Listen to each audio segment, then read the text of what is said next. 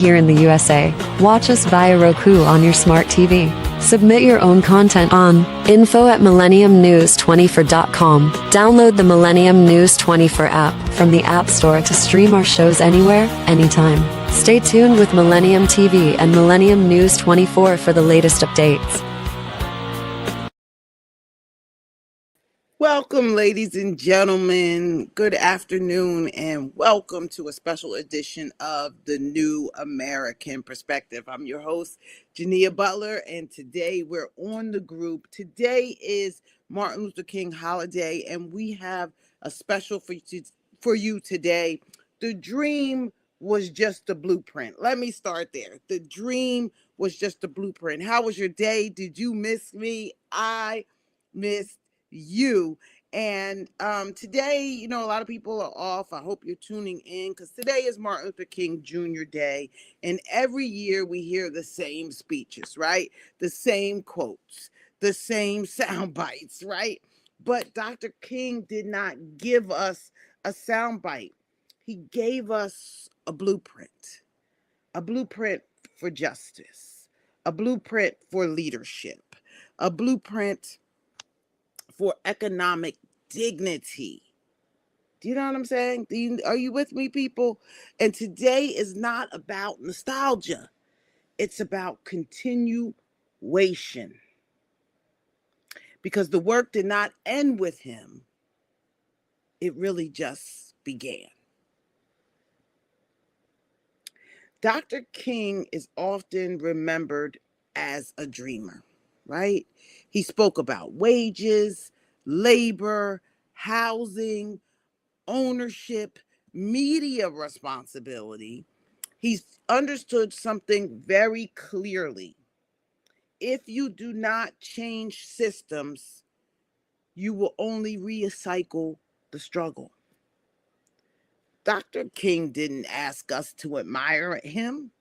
He asked us to lead. And I think that is important for us to tap into today. He asked us to lead. So I asked you, are you leading? And how are you leading?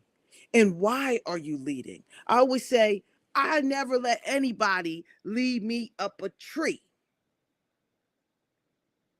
That's because some people will take the lead and lead you astray. Some people will take the lead. Excuse me, I'll give you a little bit more. Some people will take the lead and lead you to the promised land. So I ask you today, who, what, when, and where are you leading your flock to? Because we all have a flock, whether that's just the kids in the household, whether that's our significant other, whether that's a group of people that we represent. We all have a flock, even if that's just one. Me and AB, Butler Gang, that's our flock. We lead each other. We build upon one another. So for the past 15 years, I have had the honor of working alongside Reverend Jesse Jackson Sr. Not just on stages, but in rooms where decisions are made. What people don't see is that the movements are built through policy conversations, economic pressure, media strategy, relentless organization. Relentless organization. Let me say that again. And this wasn't activism for applause. This was activism as infrastructure.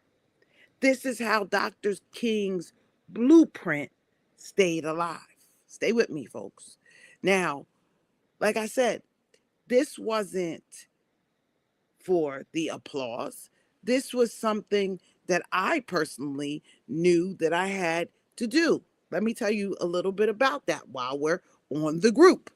So I used to work in homeless services, and I remember BRC, Bowery Residents Committee. You see them now. They have the orange, and then the Doe Fund. I work for them too. They got the blue on in the city, and they help formerly incarcerated homeless individuals, people that do not have a house just yet. And remember one day I was the director of career development and I had moved up in the ranks, in my thing. And I remember one day, and I was sitting in my chair and I'm spinning. I just was having a ball. I wasn't doing anything. My connection was no longer with the people, or it was going to continue to rise in that manner. I had little to no interactions with the daily clients because I had people that worked for me. I was the director. And so I had an assistant and a staff and things of that nature. Wonderful. But I'm sitting in the chair that day and I was kind of trying to figure out what are you going to do? Is this what you're going to do with your life? Are you going to sit here and spin in this chair and no longer worry about the work because you worked your way up and you no longer have to be with the people? Is that what you're going to do? Or are you going to step up and do something about this? Do something about all the things that you see are wrong. Do something about all those things that are supposed to be going right for the Black community, but you're hands on and you see that it's wrong. What are you going to do? So eventually I ended up moving on and I ended up moving on and I went to work for the Doe Fund Ready Building Able program in New York City. Harriet and George McDonald, they were all about it. Okay. So I went there and I got fired, right? So my supervisor was going out on maternity leave and she did not like the fact that I was doing my thing in the place. Okay. And so there it goes. So I got fired. Now I could go get another job, go back to my old job, do a lot of things. But I said, this is my opportunity to step out and make it. So I started stepping out. And as I'm stepping out, I'm realizing, wow, this is freedom. This is where I want to be. This is where, this is what I want to do, right? So did that, right? Then I met somebody named Andrew Carr. Now, Andrew Carr at the time was the executive director of the Wall Street Project in New York. So a friend of mine, she, uh, Ajuba Gaylord, shout out to Ajuba because she started all this for me. Shout out to Kenny Graham, my ex-father-in-law, whatever you want to call him, that introduced me to Ajuba. And so relationships matter, people. Relationships matter. So introduced me to Ajuba. Ajuba introduced me to Andrew because I had an issue about the hip hop honors with VH1. And I wanted to address it and I wanted to go to Jesse Jackson. And so she says, I know this guy, Andrew Carr, and I think that he would like you. And they're doing some things. And fast forward, I meet Andrew Carr. Andrew Carr is now a part of, I believe he works at the University of Chicago and is a professor on economics. Professor Carr, Tyrone, I know him as Tyrone, Andrew T. Carr. And shout out to him and thank you, Dr. Carr. So went to him, told him my thoughts. He says, listen, we need to connect with the hip hop community. We'd love for you to connect with the hip hop community. And if you could help us do that, then we'll help you do whatever you need. Sure, I do this. I do groups on the group. I do all this kind of stuff. And this is how my journey with the Reverend Jackson began. Okay. And so then, okay, I got to tell you about the first time I met Reverend Jackson, and so he invites me to the meeting. So Reverend had these meetings that brought the community together. And this is what we need to do again. Reverend had these meetings that brought the community together. And so he brought all the stakeholders together, everybody that played a part in a different way, and they were going to help us work on a bigger conference and a bigger ordeal, right? So everybody was at the table. So he's kind of looking at me like, who is this little young girl? This is 2009. So what? I'm 16 years younger or something like that. And 17, wow, 17 now. So uh, he goes around the room. Everybody saying, well, Reverend, this is what I think. And I think that this is what we should focus on. This is what we should be doing and everything like that. Then he gets to me. He bangs his fist down. You see how I banged it? It was a bang. And he knew he was going to scare me. Or he thought he was going to scare me at the time. But he said, what you got? And I was like, couldn't tell you what I said. But he said, let's go with it. And that, you'll see the pictures here, that was the day it all began for this journey that I went on. And I'm happy that I went on this journey because I realized that, people in these jobs, they're just placeholding for the bigger situation to happen and waiting for the next situation to happen. They're just placeholders. So that's how my journey with Reverend Jackson in the Rainbow Push began. Again, not as looking for an applause, but becoming a part of the blueprint. And I was definitely honored. So I want to say this clearly. I didn't study the movement, right? I worked inside of it. Okay. I stayed because I understood something very early. If we don't control our narrative, someone else will rewrite it. And I've seen this done to me over and over and over again. So if we don't build institutions, we always will be invited and never empowered. That understanding shaped everything I do today. And that's the real truth. It also why I wrote the book, Follow the Leader, because leadership is not about a title.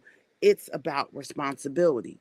And if you have been tuned in, you would have met Clovis Campbell, who helped me essentially write this book, because this book, Follow the Leader, is a compilation of all of my writings for the Black press. So I had the opportunity to write for the Black press of America. Now, this is historical piece, right? There's 200 Black owned newspapers across America. 200, at least 200 Black owned newspapers and publications across America. Now they're joined together with something called the National Newspaper Publishers Association.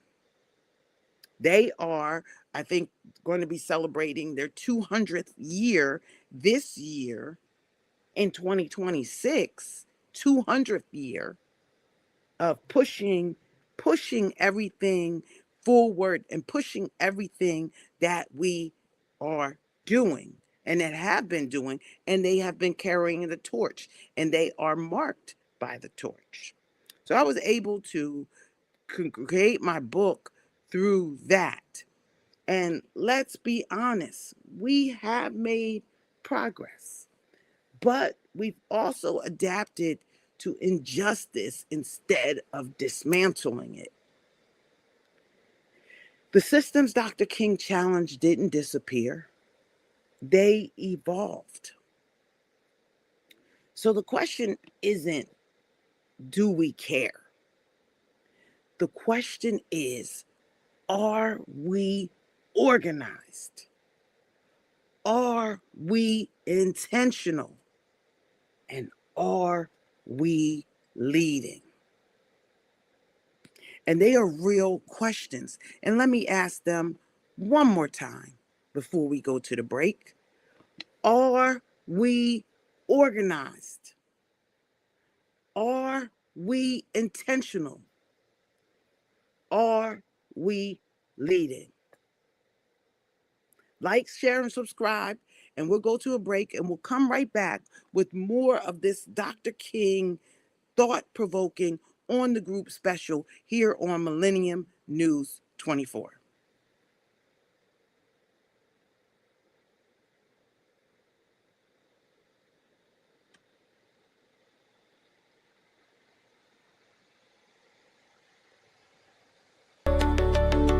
Hello viewers, you are watching Millennium News 24.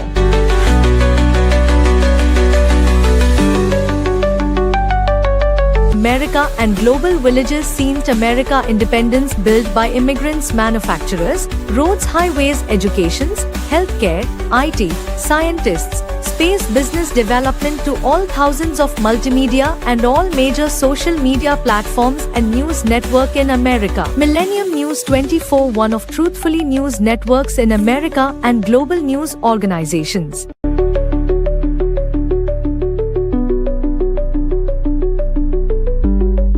Please watch, follow and subscribe. We are in iOS and Android devices, Roku, Amazon, Apple devices, all smart TV, globally Horizon satellite, social media Millennium News 24, Millennium TV 24.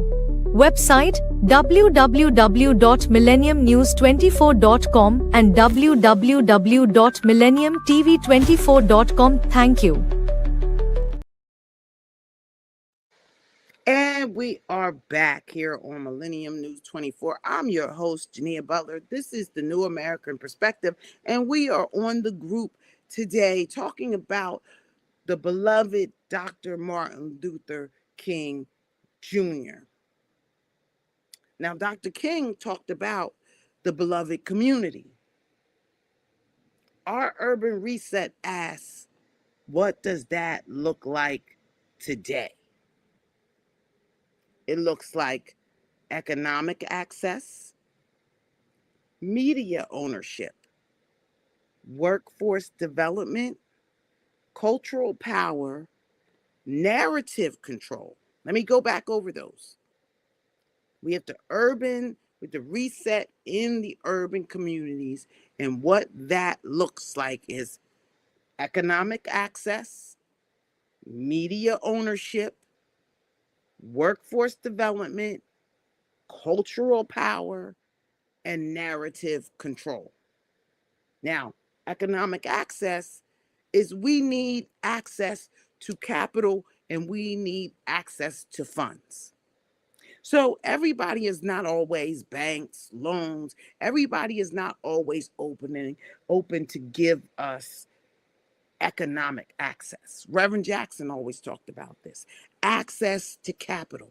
That's all we really need. And I think that we need to frame ourselves in a better way so we look like more of the investment. But so often when we reach out to other folks, we start showing them how we're trying to kill each other, how we don't want anybody else to get the money, how we're going to cut each other's throat. So they look at that and they're like, if you're going to do that to your own people, what would you really do to us with that economic access? So we have to reset. We have to change our mentality in the same process of that reset. Economic access. That is what we need to fund our businesses, to grow these businesses. We have plenty of ideas. There is no shortage of talent. There is no shortage of creativity. There is no shortage of skill set in our community. What we have sometimes is short-mindedness. What we have sometimes is selfishness. We have all of these things. But now we have to get out of our own way and choose to reset that for one another. Media ownership. Just like this, I can come on, thank you to Millennium News, on my own show and own the content that I'm producing. But we need more of that. We're all jumping on YouTube, and YouTube is paying us this, that, and the third, but we're still cutting ourselves short. Shout out to Tyler Perry. Shout out to 50 Cent. Shout out to Cat Williams. Who am I missing? Shout out to Spike Lee.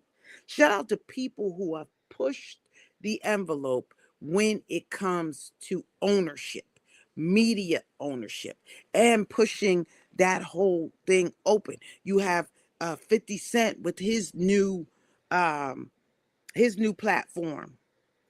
And his new platform is, it's a strong platform. I just was looking behind me. Is there something behind me? I don't know. Oh, that's on my screen. So shout out to 50 Cent for his strong platform. Okay, 50 Cent Action. That's wonderful that he is doing that platform. And we need more of that. We need more of that across our boards. We need absolute more of it. Workforce development, big stuff. Now, let me tell you a little bit about this. Now, I was the director of career development, director of workforce development for a few different agencies. So this is my thing, right? And we're on the group today. And of course, I ran groups and did all of that kind of stuff as well. But workforce development is very important because, we always say, oh, there's no jobs for us. There's no this and no that. If they opened up the sector and they tried to put us in certain jobs, we wouldn't be able to fill them because we don't have the skill set to work with. And let's just be real. Let's keep it honest. Let's be real with this. We don't have the skill set. Okay? So what does that mean? Does that mean we can't get the skill set? No, it doesn't mean that. Now, we know the whole myth of, and maybe it's not a myth, I'm not sure, but that they make prisons based on the how kids are performing in the fourth grade. So they're able to say, 20 years into the future, this is going to be a criminal. And now we need to switch that mentality because by the fourth grade, our kids need to be outperforming, out producing with an idea of what their future might look like. Do you understand what I'm saying? They don't have, our kids right now, they're not dreaming. Let me tell you a little story. So as we're on the group, let me tell you a little story. So I remember I was working at, this was one of my first independent operations, and I was working at, I forget the name of the school. It was a school in the Bronx, off of Westchester Avenue. I'll get it in a minute. And it might have been like IS or PS. I'm not originally from New York, so I never went to the IS or the PS. Or the HS, I guess the HS is there. I don't know. But intermediate and then public, I don't know. So anyway, I was working at a school in the Bronx, and it was for an alternative to kids that had issues. So, I was right there with the babies. And one of the kids, left-handed basketball player, was awesome, really tall, had it going on, and really you could see the talent in him as a basketball player. But then when it came to schoolwork, he wasn't doing his schoolwork really well. So I pulled him over, and I'm like, listen, you have this talent, you're a left-handed basketball player, you could do all these things, whoop-de-whoop and whoop-de-whoop. So, and I said, what are you going to do with yourself? And this is important. This is an important conversation because we have to take all of this into serious consideration. So I said, what are you going to do with yourself? He said, I said, he says, I said, are you going to go to jail? Like you're doing all this crazy. You're going to, my first whoa moment was everybody goes to jail. What? Everybody goes to jail? That's what that young man told me. Everybody goes to jail. So now this is his mentality coming in. Everybody goes to jail. Are you sure? Now, he was confident. He told me, everybody goes to jail. What do you mean everybody goes to jail? I said, what about your dreams? He said, F dreams. He said the uck on it. Okay? He said, F dreams. And that changed my life forever. What do you mean, F dreams? The kids are not dreaming. The kids are saying F dreams. The kids have gotten to the point where they don't feel like their dreams are valid. What? Then something is wrong. I mean, we already know this. And I believe this young man ended up going on to jail. Like he said, everybody goes to jail. And so therein lies our first issue when we talk about workforce development. The school is supposed to be our first line of defense for worse, well, let's say second line, because your parents are supposed to be your first line of defense when it comes to how we operate in this world. You understand? So workforce development. So when this kid is saying F a dream, so he's not thinking about becoming a doctor, a lawyer, a teacher, or anything, even a basketball star. He was playing basketball because he liked to play basketball. But did he see the future that now the kids can actually get money in college for playing basketball? Did he see that future? No. And I would love to see where he's at as of now. But if we don't change their mentality, let's think about the little Asian kids. What do you think a little Asian kid is saying F dreams and everybody goes to jail? No, they're saying, I'm going to dream and everybody creates a machine. You see the difference? You see what we're talking about here? So somehow that has been implanted in the system. F dreams. What? F dreams. That means you are no longer as creative as you can be. F dreams. I to this day, that's too much for me. That's too much. Anybody who ever watched Price is Right? That's too much. That was too much for me. F dreams. So now what I'm saying is we've got to go and cut these kids off at the path before they get to the point of saying F dreams. Because if you look at the smaller kids are running around having fun. They're thinking, they're drawing the crayon. But then something happens. Is it the reality of what's going on around them? Is it the TV showing them they're not as well off as their counterparts around them? I'm not sure. But it doesn't matter because we have to make going to school cool. My generation made going to school and being smart corny, nerdy. Now they love the nerd, right? They love the nerd. They love the people that turned out nerds. So we have to create a generation of smart nerds because you could be a dumb nerd. So we have to create a generation of smart nerds. The smartest nerds in the world. And so how do we do that? We all have to take accountability and we all have to get smart because we got to know what to teach them. And this is what the urban reset is about. And remember, Dr. King did what? He gave us a blueprint. It is our job to continue cultural power. This is big because now look at Black History Month. Half of the United States, because Donald Trump is in office, doesn't even want us to celebrate Black History Month. How dare they? Sid Rosenberg from 77 WABC. How dare you have your own month, a full month, maybe a day or two, but never looking at the fact of what happened to us in this country and that our culture was stripped from us. Why do we have to fight for our relevance in this country when we were brought here and have populated and have survived through the times and have gone with the flow all along, good, bad, or ugly? Why do we have to fight for that?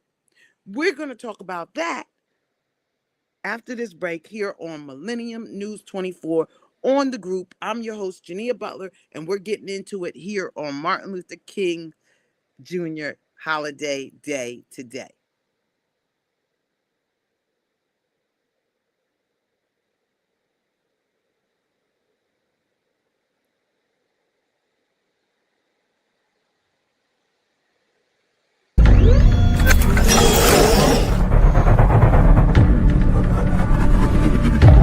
Welcome to Millennium News 24, your trusted source for accurate, unbiased news. We're here to bring you the stories that matter most from America and around the world with integrity and a commitment to truth. In today's world, where misinformation can easily spread, having access to reliable news is more important than ever. At Millennium News 24, we aim to cut through the noise by delivering clear, fact-based reporting. Whether you're following major events or looking for in-depth analysis, we are here to serve you with transparency and respect for all communities regardless of color, wealth, or religion. This beautiful America was built by the resilience of its people, immigrants, entrepreneurs, doctors, and everyday individuals working together to create something great. It's this spirit that inspires us to provide you with news that's inclusive, honest, and relevant. We believe that informed citizens are the foundation of a strong society, and we strive to give you the knowledge you need to make a difference. From breaking news to insightful features, we bring you comprehensive coverage on politics, economics, health, culture, and much more. We believe that everyone deserves access to the truth, and we are proud to be a part of a global network that connects people through information. Stay informed by following us on your devices, including iOS, Android, Roku, Amazon, Apple TV, and Smart TVS. And for global access, we're also available on Horizon Satellite. Visit us at www.millenniumtv24.com or www.millenniumnews24.com to stay updated at Millennium News 24. Our mission is to promote unity, understanding, and progress in a rapidly changing world. Join us as we work to inspire positive action through the power of truth. Thank you for watching. Follow us, subscribe, and stay informed.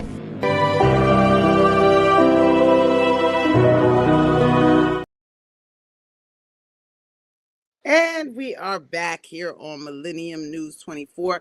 I'm your host, Jineea Butler, and we're here today on the group celebrating Dr. Martin Luther King on this wonderful holiday and really diving in because remember, Dr. King gave us what? He gave us a blueprint. And so with that blueprint, we still have a lot of work to do. And right before the break, we were talking about cultural power. And we were talking about how we have to bring in our cultural power in order for us to move forward. And so our culture, the hip hop culture, the Black culture, we have so many facets of culture. And I think that we need to tighten that up and what that is. You know, I'm a big hip hop person, and hip hop is part of my culture outside of the Black culture because hip hop has broken every race, every religion, and it's the only art form that has done that around the world. And we have connected the world. And that's kind of what we've done too with the Black community because our struggle resonates with everybody around the world. When you look at Iran, when you look at everything that Iran is doing, when you look at everything that is happening, all the marches in Minnesota where there's no Black people. But Black people were the only people who nonviolently, thank you, Dr. King, who nonviolently got ourselves free. Nonviolently. We gathered, we shall overcome. overcome. Arm in arm, we shall overcome. Anytime I sing that song, I can feel the ancestors because I can feel them waiting for this day. I can feel them praying for us as a community, praying that we're able to open up doors and people didn't treat us like they treated us for no reason. And we prayed, we marched, and we prayed, and we believed in a real God. We did that. People, we did that. And that is cultural power. But now we've got to get back to that. We can't just hold hands and push any cause we want and use the backs of our people that enslaved, that ran, that got away, that fought. We can't just get on their backs and just do anything. It has to be intentional. And now we're in a place, people. We're in a place where Donald Trump is the ruler of America. He is the president. And I truly believe deep in my heart, I do believe we shall overcome one day. Now, you know I can't sing, but I will be on here singing. You understand what I'm saying? But today is the day that we get to reflect and say, where do we go from here? How do we get people to hear all we want is a chance like everybody else? I was on a panel, shout out to CL of DigiWax with my son, William Allen, district community leader William Allen of Harlem, my son of the Bronx, and a couple other people that were really strong folks. And one of the things that I said was, we are the bloodline of the people who survived. We survived, people. But we got to do more than survive. We can't eat each other apart. America's already doing that. So you can't get in my way because you don't want me to go up. You can't do that. We have to be on our best behavior. And I know that this is hard. I know it. I'm 100% clear about that. But that doesn't change our mission. That doesn't change the blueprint, people. That does not change what our results must be. People died for you. Some of them with you on their mind. And people won't understand it like us. So we can't have things getting in the middle of what and who, what, when our culture is and clouding it up because we had the best movement of all times. We cannot let that happen because everybody's civil rights started with us. We created that we needed rights in this country. I am a citizen of the United States of America. And I can say that proudly. I can carry my passport, but everybody can't do that. So what does that mean? Does that mean that we open the door for everybody to make sure that everybody get what we supposed to get before we get it? Is that what that we're going to be? Are we going to be the rug and we're going to be the stepping stone for everybody else, but don't get ourselves together? Is that what you telling me? So when we talk about cultural power, people, we've got the power because we have led the way. But then now we have let everybody in above us. Everybody benefit from everything we've done. Benefit from Dr. King's dream. And I'm not saying that they shouldn't. But I'm saying that we as a people have to be in that dream too. We can't strike ourselves out the dream and say, oh, well, everybody else deserves this. We never got it. 40 acres and a mule. We never got it. But here we are, people. Narrative control. Very important. Narrative control. We have to control the narrative. So often we sell our narratives away and we have to control our narrative.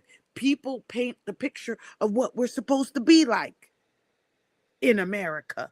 People paint the picture of our America. Some people say, oh, well, there's no other place I know. But your parents know someplace. My parents have, my generations have been here long time. Long time, back to the American Indian, back to the American slave. I'm a foundational Black American. My bloodline participated in building America. Now, what does that mean today? Certain people don't understand it. Certain people can't see the difference between a first generation American and a foundational Black American, where our foundations were built here. We have a responsibility. We have a mandate, people. What are we going to do about that? We have to control our narrative. And if our narrative now is that we're the smartest in the world by 2030, then that's what our narrative is. Then we say nothing different. We change the narrative. Once people put us on TV, oh, the basketball wives, the housewives, and all these people who have signed up to make us look bad. They signed up for it. They signed up to fight the baddies and the all this and all of that. Now we can't tell the difference. Woman puts on a suit, looks great. We don't know if you ratchet or not, miss. We don't know if you're ratchet or not, miss. But what we need to do is we need to change that narrative. We need to change how people look at us. We need to change how people think about us. I know people come up to me and they think, oh man, I'm going to say something hot to her and she's going to go off. She's going to get straight black on them. Not today. Not Miss Butler. Not ever. But the narrative says otherwise. So they want to treat me as the narrative. I'm telling you that I want to change the narrative. I'm telling you that the narrative changes today. Martin Luther King Day 2026, the urban reset changes today.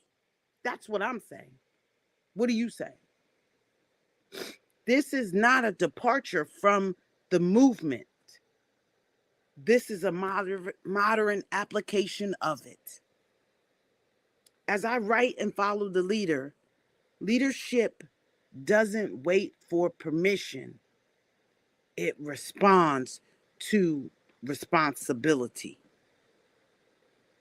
You dig me? Leadership doesn't wait for permission. It responds to responsibility. And that's what I did. And that's what I need you to do going forward. I need you to focus. I need you to be a leader wherever you are. Even if that's the smallest, littlest thing in the world, I need you to be a leader. I need you to lead with dignity. I need you to lead with respect. I need you to change our narrative. I need you to say what needs to be said. I need you to lead with cultural power.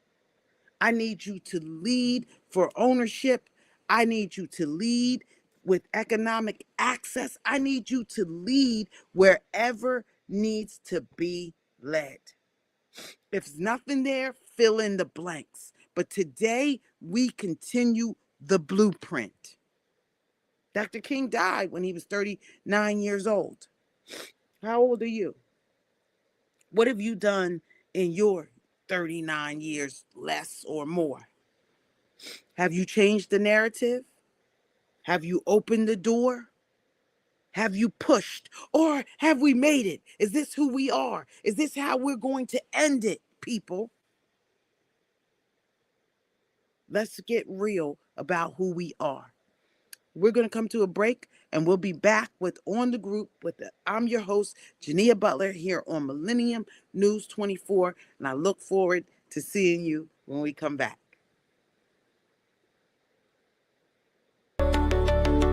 Hello viewers, you are watching Millennium News 24.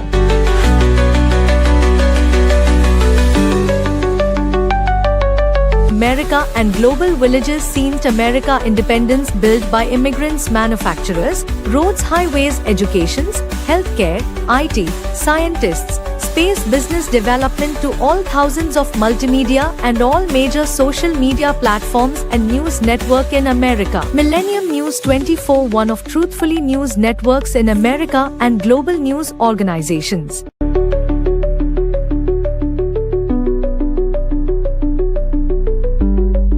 Please watch, follow and subscribe. We are in iOS and Android devices, Roku, Amazon, Apple devices, all smart TV, globally Horizon satellite, social media Millennium News 24, Millennium TV 24.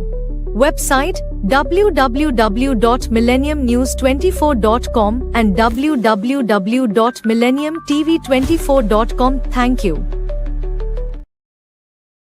And we are back here on the group. I just want to make sure that you could hear me. We are back here on the group and we're talking Martin Luther King today. We're talking everything that Martin Luther King is, was, and has done. And Martin Luther King Jr. Day is not a performance. A lot of people are having performances out here. We know that. You see them all over the city. Yes. Okay. Yes. It has turned into somewhat of a performance, but it's a checkpoint, a G check. We know that also well. The holiday is not the work. The work is what we will do tomorrow morning in our business, in our policies, in our communities, in the stories that we choose to tell. Dr. King gave us a blueprint. Others carried the torch. Now it's our turn to lead. When you spend this hour with us on the New American Perspective or the G-Check, we take that really serious. We love the fact that you join us every week and see what we're talking about, see what we're doing. And I want to continue to do that because Dr. King wasn't just a speaker. He was an organizer.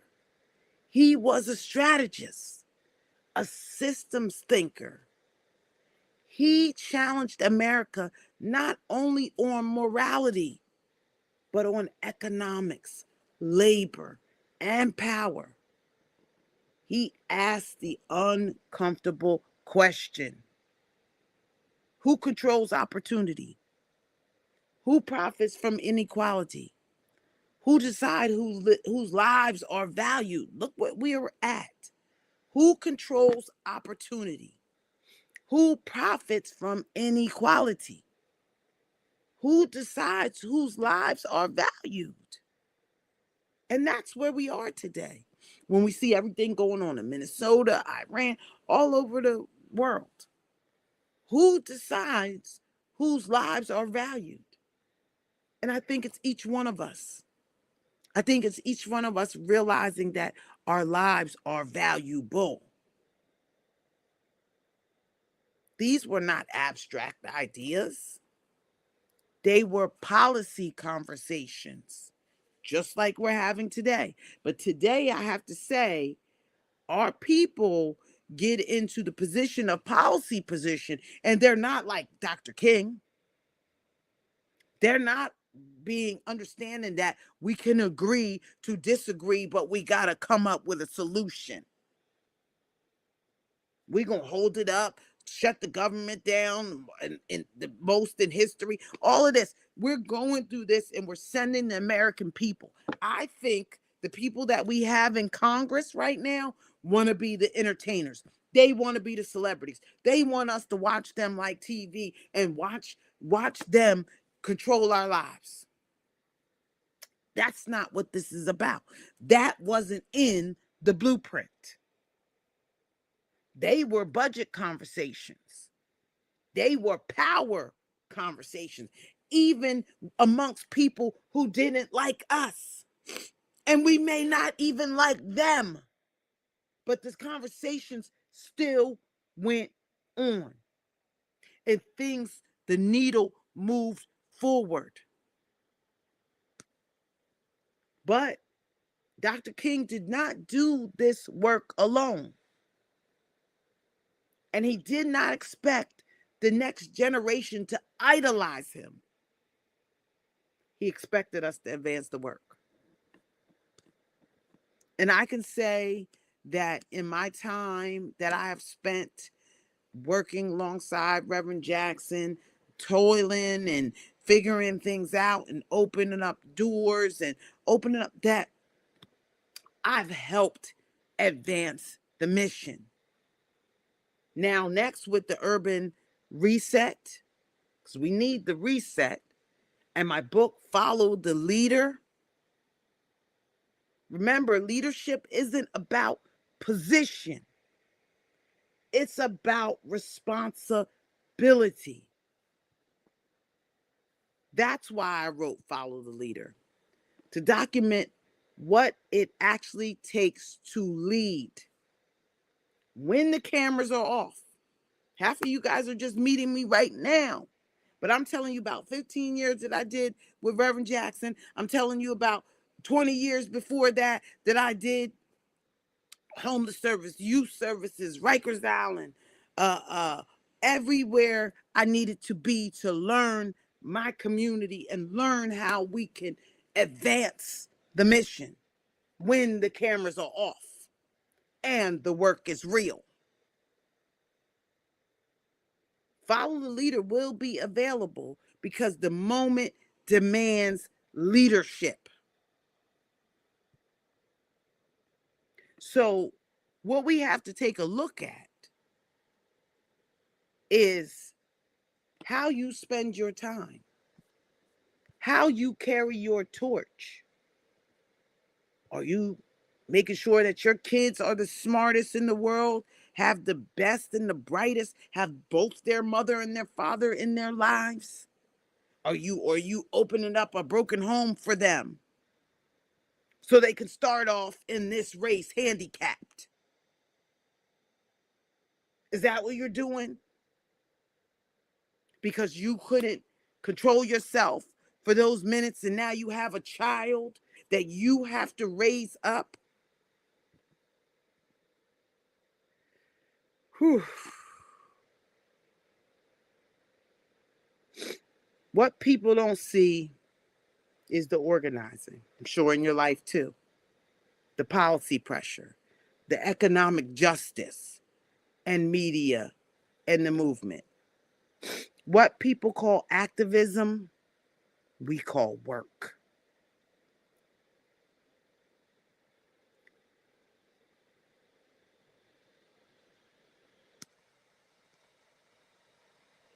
I am asking you this question.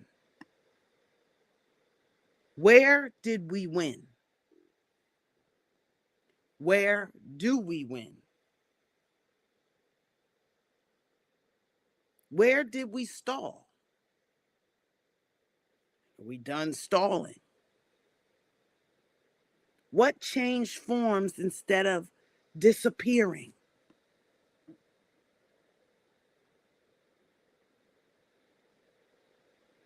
The holiday is not the work.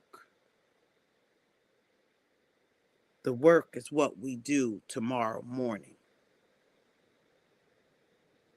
I invite you to engage with Millennium News 24. Follow me at Jineea Butler on all media platforms. I need your participation. I need you to tell me what the urban reset looks like to you. What accountability looks like to you. I need you to think deep, dig deep on the inside, and figure this out for me.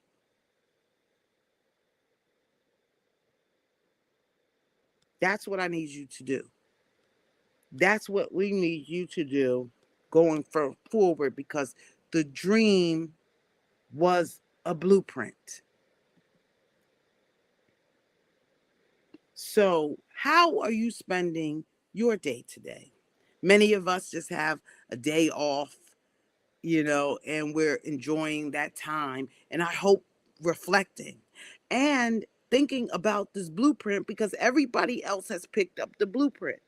If we look over and what's going on in Minnesota now, we never, no, we've never seen the governor rallying behind protesters and saying, be vigilant, go out there, don't let them come through. Now, let me just sidebar a little Dr. King, because Dr. King's day today. But Governor Walz, I think, is making it very hard for people in America.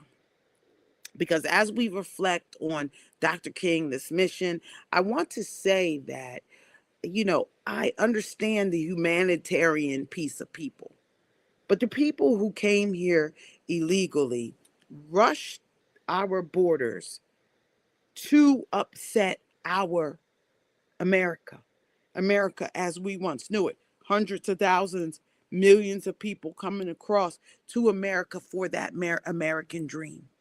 And that's how you should definitely look at this, is that if all these millions of people are rushing the border, trying to get their opportunity to get to America, but you're in America and you don't even take advantage of it. But everybody across the world knows that if I get to America, I may be able to dream. Remember what I told you that kid said? F dreams. The rest of the world is not saying that. The rest of the world is saying, I want to be in America. And now I'm asking you, person of color, person of whoever you are. What is your dream? And are you going to make it come true? Dr. King gave us a blueprint, and that was love. That was nonviolence, and that was love. Now, Malcolm X gave us a blueprint too.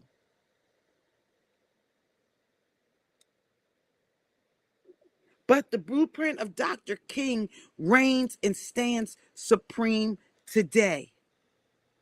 Nonviolence and lead with love. Push the envelope.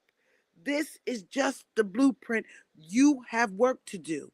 Now, while all these people are coming across the border and trying to beat our heads in and change America, and America is changing in front of our face, we have a governor saying, get out on the streets and be vigilant. Now, I think that pushes and helps more of the controversy and more of this and that, and kind of hides from what he has done. Because he knows he's wrong. That's why he stepped down. So don't let people take the dream from us. Hijack the dream. Stay alive, people. And like Reverend Jackson always says, keep hope alive. That's our show today. Ladies and gentlemen, I hope you enjoyed this MLK Day special. I look forward to seeing you on Wednesday at 1 o'clock here on Millennium News 24. I'm your host, Jineea Butler. I am your host, and I am on and reporting for duty always. Signing off. This is a G-Check.